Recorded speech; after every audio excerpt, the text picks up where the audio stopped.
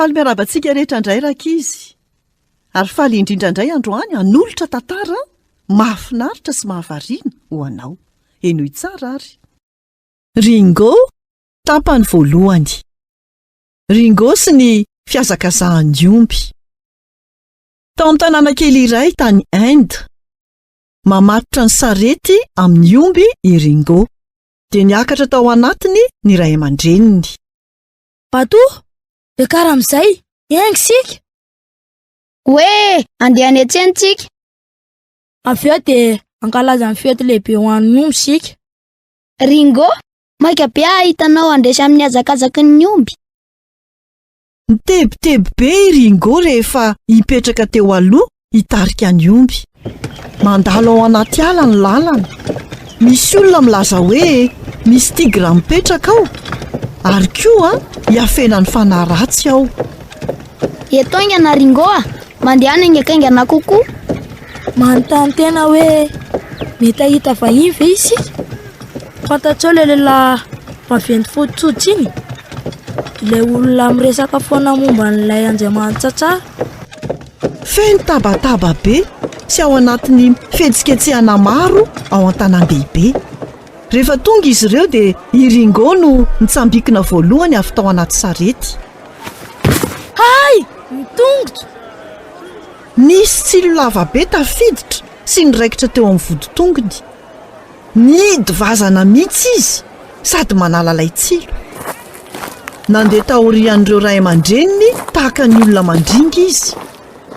Nandritry ny fotoana nanaovany ray ny tsena, nangalatra niafina akondro iray izy. Fantany tsara nefa fa tsy tsara izany zavatra nataony izany. Fa hoy foana izy hoe niafa ihany koa dia mangalatra. Teny lavitra teny dia naheno mozika izy ireo. Te hazakazaka any amin'ilay toerana misy ilay mozika Ringo.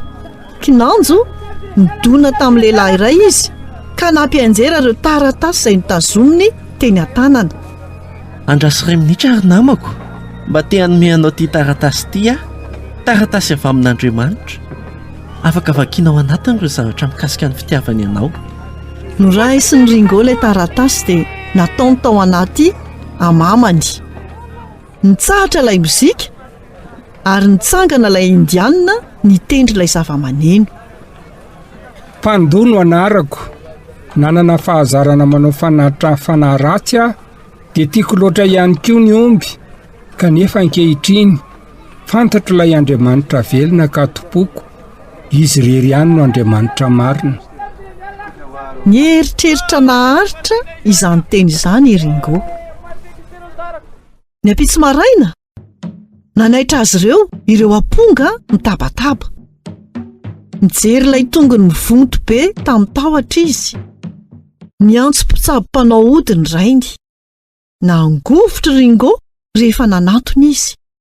Nasiany vovoka dipoavatra tao anatin'ilay fery ary nitsofiny tao anaty sofiny. Nikikiky Ringo. Ay! Ay! Ahoana moa izany no ahatonga ny dipoavatra sy ilay fofinaina hanampy amin'ny fanasitranana? Nanomboka ny hazakazaka. Naintaina mafy Ringo, kanefa noraisiny teo amin'ny tanany ny tady ary niezaka nitsika izy. Nanomboka ny hazakazaka ny omby. Mampirisika azy ireo ny vahoaka. Mbola mitomany i Ringo no mifanaintainany sady mihazakazaka ao aorian'ny sarety. Tafitohany izy dia nanao ahoana? Ny tantara manaraka no manambara aminao izay nitranga taorian'io. Izay indray no anjara hafatra ho antsika tamin'ity anio ity. Tahiny tompo daholo, nanolotra ny tantara zokomy.